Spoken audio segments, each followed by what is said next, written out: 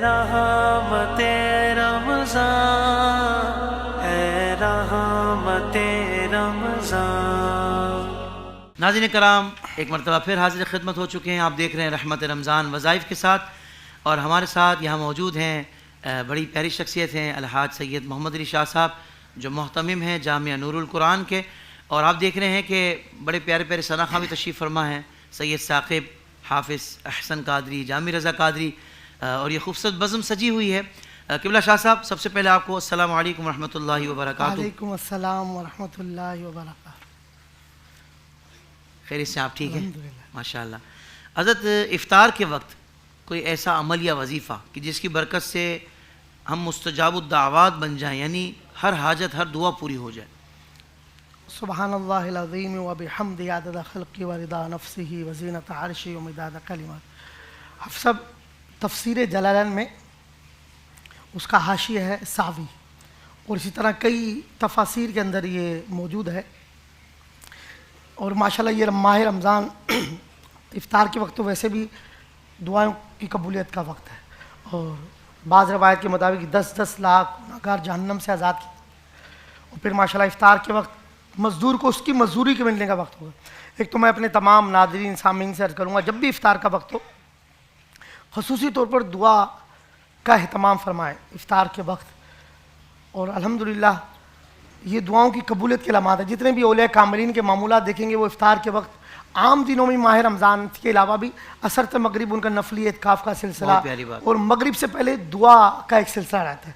جتنے ہمارے اکابر بزرگ ہیں، اولیاء کاملین ہیں، تو خاص طور پہ افطار کے وقت چند کلمات ہیں اللہ اور رسول کی بارگاہ میں بڑے مقبول ہیں، اور پھر تفسیر جلالین حضرت عبداللہ بن عباس رضی اللہ تعالیٰ عنہ آپ سے یہ تفسیر منقول ہے۔ اس کے حاشیے میں اور کئی تفاسیر میں لکھا ہے کہ افطار کے وقت جو یہ کلمات پڑھ لے، جو حدیث پاک میں بھی ہے، لا الہ الا اللہ الحلیم الکریم رب السماوات السبع و رب العرش العظیم۔ بڑے پیارے کلمات ہیں۔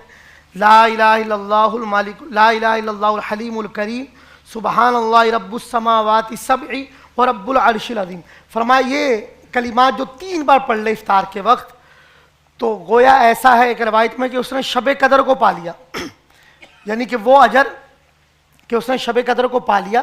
اور بزرگوں نے لکھا ہے کہ اس میں ان کلمات میں اسم اعظم موجود ہے، تو جب افطار کے وقت اس کو 3 بار پڑھیں گے شب قدر کو پا لیا، اور فرمایا ہے کہ اس کی ہر حاجت جو اللہ کے حضور یہ کلمات پڑھ کر دعا کرے گا وہ قبول ہوگی۔ تو یہ افطار کے وقت کا تحفہ ہے، اور یہ تفاسیر میں اہل علم، علماء، مفسرین، محدثین، وہ اس کو اپنے معمول پہ رکھتے ہیں کہ اس کو سورج غروب ہوتے وقت پڑھتے ہیں۔ تو افطار کی تو ویسے ہی میں کہتا ہوں کرم ہوتا ہے، رحمت ہوتا ہے، تو ہمارے ناظرین سامعین جو چاہتے ہیں کہ ہماری دعائیں قبول ہوں، ہماری حاجت پوری ہو، وہ ان کلمات کو بمشکل 1 منٹ بھی نہیں لگتا، ان کلمات کو افطار کے وقت خود بھی پڑھیں، اپنے بچوں کو یاد بھی کرائیں۔ اس میں اعظم بھی ہے، اس کی برکت سے دعائیں بھی قبول ہوں گی، پھر حاجتیں بھی پوری ہوں گی، تو انشاءاللہ کرم ہی کرم ہوگا۔ کمال کمال شاہ صاحب، بہت ہی خوبصورت وظیفہ آپ نے بتایا۔ اور ویسے بھی افطار کے وقت لوگ دعاؤں میں مشغول ہوتے ہیں، ذکر و اذکار میں، استغفار کرنے میں مشغول ہوتے ہیں، تو یہ آپ نے خاص طور پر اس موقع کے لیے اتنا پیارا وظیفہ بتا دیا کہ بعض اوقات لوگوں کو نہیں سمجھ آ رہا ہوتا کہ یار کون سے اوراد و وظائف پڑھے جائیں، تو یہ آپ نے اتنا مجرب اور اتنی بہترین حوالوں کے ساتھ آپ نے وظیفہ ارشاد فرمایا۔ اللہ آپ کو اس کی بہترین جزا عطا فرمائے۔ دیکھیں حضرت، رزق میں برکت ہو اس کی خواہش تو سب کو ہوتی ہے، تو ایسا کوئی وظیفہ یا عمل ارشاد فرما دیں کہ جس میں بے پناہ اضافہ ہو جائے رزق میں، اور ایک بہترین بزنس مین بن جائیں، اچھے تاجر بن جائیں، اچھا کوئی ذریعہ معاش بہت ترقی والا اور لوگوں سے بھی زیادہ ترقی والا مل جائے، اس کے لیے کوئی خاص وظیفہ عمل ہو تو ارشاد فرما دیں۔ اللہ اکبر۔ ماشاءاللہ حرمین طیبین اس وقت بھی لاکھوں لاکھ مسلمان پہنچ چکے ہیں، بے شک، اور حج پہ بھی جمع ہوتے ہیں، ہر مہینے کئی عمرے پہ جاتے ہیں، کئی خوش نصیب ایسے ہر جمعہ حاضر ہوتا ہے۔ تو مقام ابراہیم واتخذوا من مقام ابراہیم مصلی، اللہ اکبر۔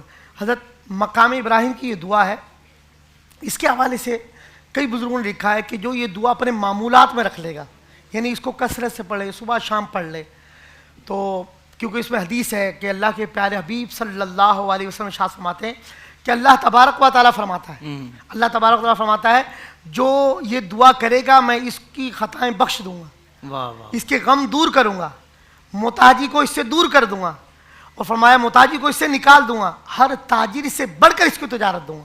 واہ واہ واہ واہ، سبحان اللہ۔ دنیا لاچار اور مجبور ہو کر اس کے پاس آئے گی اگرچہ وہ نہ چاہے، یعنی ہر تاجر سے، حدیث قدسی ہے، ہر تاجر سے بڑھ کر اس کو تجارت دوں گا، دنیا لاچار اور مجبور ہو کر اس کے قدموں میں آئے گی۔ اللہ، فرمایا اب اس کی مرضی پر ہے، ہم، اگرچہ یہ نہ بھی چاہے، یعنی اللہ فرماتا ہے کہ میں اس کو اپنے خزانے عطا فرما دوں، واہ اور یہ واہ حدیث واہ قدسی ہے۔ دعا بھی بڑی پیاری ہے، اللہم انک تعلم سری وعلانیتی فاقبل معذرتی وتعلم حاجتی فاعطنی سولی وتعلم ما فی نفسی فاغفر لی ذنوبی اللہم انی اسألک ایمانا یباشر قلبی ویقینا صادقا حتی اعلم انہ لا یصیبنی الا ما کتبت لی ولدم بما قسمت لی یا ارحم الراحمین۔ مقام ابراہیم تو اس کو پڑھنی ہے، تو اسی حدیث کو سامنے رکھ کر ہمارے ایک سید بزرگ ہیں سادات میں بڑے، اور کئی انہوں نے حج کیے ہیں، تہجد گزار ہیں، ان کا کہنا ہے کہ جو یہ شخص تاجر جو چاہتا ہے کہ میں کامیاب بزنس مین بن جاؤں، میرا مال بڑھے، تجارت، بعض کو ہوتا ہے پیسوں کی حوث نہیں ہوتی، ان کو یہ ہوتا ہے یار میرا نام ہو، میں نے ایک پروڈکٹ لایا ہوں مارکیٹ میں، یہ بس چلنی چاہیے، پروڈکٹ کا نام، یعنی یا کوئی کاروبار ہے تو میں آگے بڑھوں، کاروبار کا بھی ہوتا ہے، روزگار کا بھی ہوتا ہے، تو اور یقیناً اگر آدمی جتنا مالدار ہوگا اس کی زکوٰۃ غریبوں میں جائے گی، وہ اپنے غربا فقار خاندان کے بھی کام آئے گا۔ تو میں کہتا ہوں بڑی پیاری دعا ہے، اگر معمولات میں رکھ لیں، اور یہ مقام آپ گوگل پہ جائیں کہیں بھی تو مقام ابراہیم کی دعا کہا جاتا ہے، تو آپ فرماتے ہیں اس کو ہر نماز کے بعد ایک بار پڑھ لیں، صبح شام پڑھیں، تو فرماتے ہیں انشاءاللہ کرم ہوگا، اللہ تعالیٰ اس پڑھنے والے پر اپنے خزانوں کے منہ کھول دے۔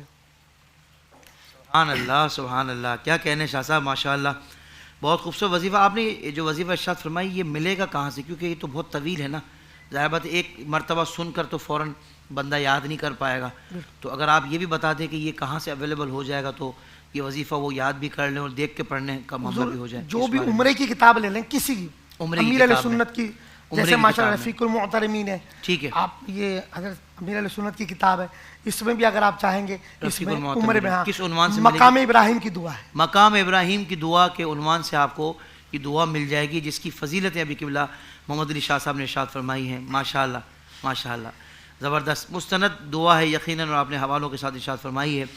اچھا حضرت، اگلا جو سوال آپ سے ہے وہ یہ ہے کہ جادو وغیرہ کے نقصان سے بچنے کے لیے، کیونکہ بعض اوقات بندہ دشمنی میں اتنا آگے بڑھ جاتا ہے کہ وہ جادو تک کے معاملات پہ چلا جاتا ہے، جو کہ اسلام میں سخت منع ہے، تو اللہ تعالیٰ ایسے شریروں کے شر سے ہمیں محفوظ فرمائے۔ اللہم تو کوئی ایسا عمل کہ جو سخت ظالم یا دشمن ہو اس کے شر سے بچا جا سکے، اور یہ بالخصوص جادو وغیرہ کے جو عمل کرتے ہیں اس سے بچا جا سکے۔ اچھا حافظ صاحب، یہ عمل مجھے یعنی ایسے بزرگ کہ یعنی کہ جو جادو کی کاٹ کے لیے، جادو کا اثر کرنے کے لیے بڑے مقبول اور معروف تھے، یعنی کہ ٹھیک ہے، پہلے تو ناظرین سے عرض کر دوں گا ہر چیز کو جادو پہ نہ لے لیا کریں، میرا اپنا ایک تجزیہ ہے یا میرا ایک مشاہدہ ہے یا ایک تجربہ ہے کہ اگر ہم جادو، نظر بد، جنات کو لے لیں تو اس میں نا یوں کہہ لیں کہ 70-80% معاملات نظر بد کے ہوتے ہیں، نظر بد، اور ہم ہر چیز کو جادو پہ لے آتے ہیں۔ اس کے بعد لے لیں تو جناتی مداخلت ہوتی ہے 15-20% گھروں میں یا فیکٹریوں میں، یا یہ 5 یا 10% جادو کا معاملہ ہوتا ہے۔ تو ہم ہر چیز کو جادو، تو پہلے ہر چیز کو جادو پہ نہیں لے لیا کریں، لیکن یہ انہوں نے، ان کے الفاظ یہ تھے کہ موت تک کوئی جادو کچھ، موت تک کوئی جادوگر یا جادو کچھ نہیں کر پائے گا تمہارا۔ قرآن کی وہ آیت ہے کہ اس آیت کی برکت ہے، اور چھوٹی سی آیت ہے سورہ بقرہ کی، یعنی آیت کا ایک حصہ ہے، تو آپ فرماتے ہیں اگر جو اس کو اپنے معمولات میں رکھ لے، اس کو کثرت سے پڑھے یا پڑھتا رہے، اگر نماز کے بعد 1 بار پڑھ لے، 3 بار پڑھ لے، تو فرماتے ہیں کہ الحمدللہ جادو کا اثر زائل ہو جائے گا، اور یہ ایک قسم کا اس پہ احسار ہے، اس پہ جادو نہیں ہو سکتا، اور ہمارے بزرگوں کے معمولات ہیں، اگر ہوا تو زائل ہو جائے گا، ورنہ ہو ہی نہیں سکتا۔ ان کا کہنا ہے کیونکہ کئی ماشاءاللہ احسار ایسے، کئی اذکار ایسے ہیں کہ وہ پڑھنے والا اس پہ جادو نہیں ہو پاتا، تو یہ آیت وَمَا هُمْ بِضَارِّينَ بِهِ مِنْ أَحَدٍ إِلَّا بِإِذْنِ اللَّهِ، واہ واہ واہ، اور نہیں ضرر پہنچا سکتے، واہ واہ، مِنْ أَحَدٍ إِلَّا بِإِذْنِ اللَّهِ، یعنی میرا کوئی کچھ نہیں بگاڑ سکتا مگر اللہ کے حکم کے بعد۔ تو یہ دیکھیں وَمَا هُمْ بِضَارِّينَ بِهِ مِنْ أَحَدٍ إِلَّا بِإِذْنِ اللَّهِ، سورہ بقرہ کی آیت کے یہ کلمہ ہے، ایک آیت کا حصہ ہے، اگر چھوٹی سی آیت مبارکہ ہے، اگر اس کو ہم پڑھنا شروع کر دیں اور الحمدللہ کثرت سے پڑھیں، پڑھ کر دم کرتے رہیں، پھونکتے رہیں، ان کا کہنا ہے کہ الحمدللہ جادو کا اگر ہوا اس کا اثر زائل ہو جائے گا، اور اگر آپ معمولات میں رکھیں گے تو آپ کو جادو. اکثر ہم عاملین یعنی جب ہم سیٹ پہ بیٹھتے ہیں نا، ہمیں پتہ ہے کہ آج ہم نے اپنے خانقاہ پہ بیٹھنا ہے اور لوگوں کا علاج کرنا ہے، تو ہم اس کو 1 بار یا 3 بار پڑھ لیتے ہیں اور الحمدللہ ہمارا خوف ختم ہو جاتا ہے کہ ہمارے پہ اٹیک نہیں آتا. کیا بات ہے، ماشاء یہ اللہ. ہمارا اپنا راز ہے. میں نے کہا امت ماشاء کی اللہ. بھلائی کے لیے، سلامت رہیے امت شاہ کی صاحب. خیر خواہی کے لیے. ظاہر بات ہے آپ کے تجربات بھی ہیں، مشاہدات بھی ہیں، اور آپ کی فیلڈ ہے، آپ ایک عرصے سے اس پر اپنی خدمات انجام دے رہے ہیں. اللہ تعالیٰ اسے قبول فرمائے. بچیوں کی بالخصوص گھر میں بچیوں کی یا خواتین کی عزت اور عصمت محفوظ رہے، اس کے لیے کوئی وظیفہ بتا دیں. اور بعض اوقات بیرون ملک بھی ہوتی ہیں بچیاں یا فیملی ہوتی ہے، تو ان کی بھی حفاظت رہے، اس حوالے سے کوئی وظیفہ ارشاد اللہ. فرمائیں. اور حافظ صاحب یہ فتنوں کا دور ہے، فحاشی عریانی کا دور ہے، بے حیائی سوشل میڈیا پہ ہر جگہ عام ہے. اور صحیح بات ہے، وہ اللہ کا ولی ہے جو اپنی نظروں کی اور ذہن کی بھی حفاظت کرے. واہ واہ واہ. آدمی زنا سے بچ جاتا ہے، مگر موبائل فون سوشل میڈیا میں گندے خیالات اور اسی طرح آنکھوں کا زنا یعنی تو یہ اب عام ہو گیا. تو ہماری بہنیں اور بیٹیاں جہاں مذہبی مول نہیں ہے، جہاں جاب کرتی ہیں، ملک بلونے ملک فیکٹریوں میں کمپنیوں میں جاب کرتی ہیں، وہ جو اس میں پارسا ہوتی ہیں، نیک ہوتی ہیں، وہ بڑا اس سے لوگوں کی نظروں سے بچنا چاہتی ہے. وہ کہتی ہے کوئی ایسا وظیفہ عمل ہمیں بتایا جائے کہ ہماری عزت سیف رہے. ہمیں لوگ گندی نظروں، ہراسمنٹ اتنی ہو گئی ہے کہ کسی فیلڈ میں چلے جائیں، کالج یونیورسٹی میں چلے جائیں، عدالتوں میں چلے جائیں، وکلا میں، کسی جوان بچی کا کیس عدالت میں چلے جائے تو اللہ معاف کرے اگر اس کو صحیح لوگ نہ ملے، اہل ایمان نہ ملے، تو عزت داؤ پہ لگ جاتی ہے. فیکٹریوں میں کمپنیوں میں اس طرح کے واقعات آتے ہیں. اسی طرح اسکول کالج میں.